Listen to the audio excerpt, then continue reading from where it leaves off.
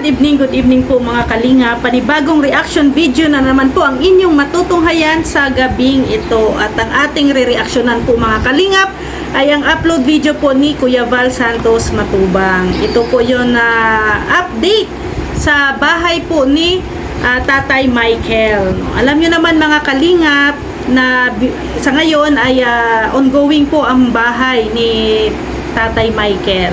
Ito po yung scout po ni Daddy Donut na finorward o ni-refer kay Kuya Brooks. Then si Kuya Brooks naman ay finorward po or ni-refer din kay Kuya Val. Then sa ngayon, ongoing po ang kanilang bahay at malapit na po itong matapos at grabe, no, sobrang laki ng bahay na ito. At ito nga po mga kalingap, no, kinamusta ni Kuya Val ang pamilyang ito.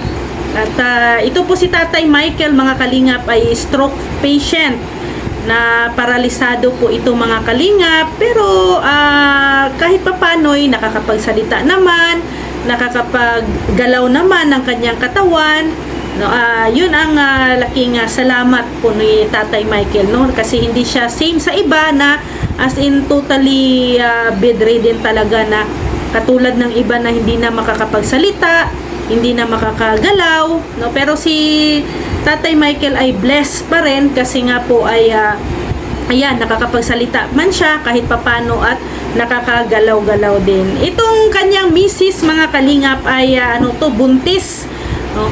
Pang-pito na anak, no? Itong pinagbubuntis ng ng asawa ni Michael. Pero nung nakarang araw, no, nakapagpunta nila Kuya Val, ay nanganak na daw po ito noong January lang, no, nanganak. Kaya yan, may pitong anak na po sila. At ang kanyang bunso ay lalaki. Sana ay bunso na ito, no? Sana ay hindi na masundan. Kasi nga po, syempre mga kalingap, sa hirap ng buhay. At syempre ang dami na ding mga anak ni Tatay Michael, 7 na. So sana hindi na masundan ito. Kasi nga po paano na lang, no? Paano na palakihin, buhayin ang mga anak lalo na sa ganyang kalagayan ni Tatay Michael na halos na hindi na makapagtrabaho.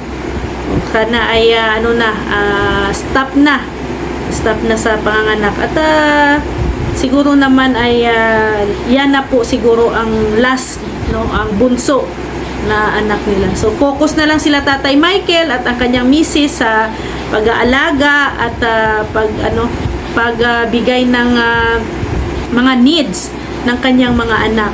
So grabe, no, ang ganda ng pabahay. Ito ay ang first pabahay ni Kuya Brooks. Si Kuya Brooks talaga ang nakatutok dito sa bahay na ito, no, pabahay ni Tatay Michael. Kaya congrats kay Kuya Brooks. Grabe, ang laki ng bahay, may 2 kwarto, no.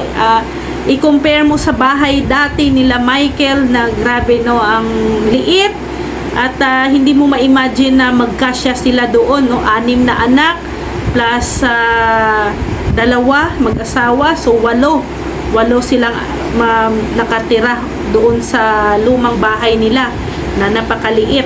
So ngayon, dahil nga natulungan, na-scout, nabigyan sila ng panibagong pag-asa, panibagong buhay. Ayan po, no, at blessing din ang kanilang anak na bago ngayon, no, yung bagong silang na anak. So blessing kasi nga ay yan, nabigyan sila ng bahay, nabibigyan sila ng mga kung ano pa mga ayuda na karapat-dapat na para sa kanila. So yan,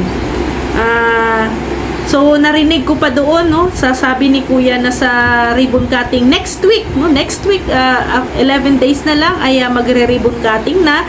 So may palitsyon yata may palitsyon kasi ang rinig ko dito mga kalingap, isabay ang ribbon cutting at ang binyag ng bunsong anak nila Tatay Michael. Mas okay naman yon kasi nga unang-una yung baby ay blessing yon, pangalawa yung bahay nila blessing din. So mas maganda talaga na ipagsabay na rin, no, para sabay-sabay silang pumasok, no? Pati si baby papasok doon sa bagong bahay. So mas maganda at syempre mas blessed para sa pamilya. So ito po ang mga kalingap, ang gusto po talaga ni Kuya Val para kay Tatay Michael ay gumaling ito, kaya ina-advisean niya si Tatay Michael na uminom ng gamot, huwag pabayaan ang sarili, no? At syempre bawal muna daw tumabi sa misis. Kasi nga kakapanganak lang si misis, baka masundan. No? Ito talaga si Kuya mapagbiro din minsan. No? O baka daw masundan pag tumabi si Kuya Michael kay misis baga. O kasi 'di ba? Kapapanganak lang baga. So baka magtaka tayo ay nasundan, may laman na naman. Pero joke lang po yun ni Kuya. So biro-biro lang po yun. Pero nakadepende yun kay Kuya Michael at sa misis niya ha, kung tutuhanin. Pero sana wag naman kasi kawawa po ang mga bata. So si Larry, yung kano, mga kalingap, ay dinala din po ni Kuya Val. So namangha si Larry, grabe, saludo siya kay Kuya Val, sa mga team kalingap.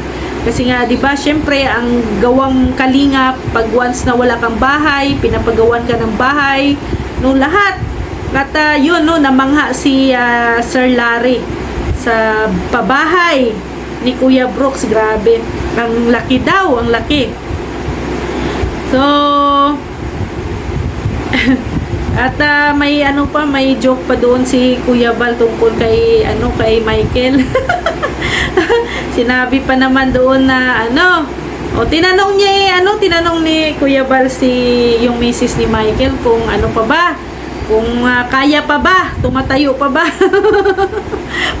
Tatawa ako sa reaction ni Michael. Nahiya siyang sumagot.